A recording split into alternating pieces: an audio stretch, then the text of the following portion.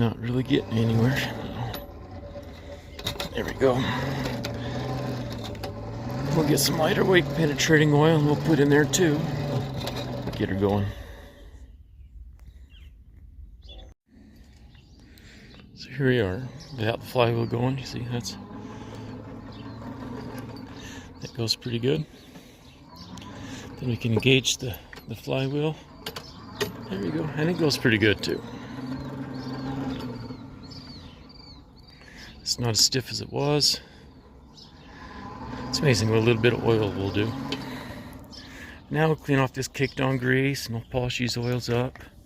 Then we're all brass. And we'll clean it up a little bit and we'll put it to use.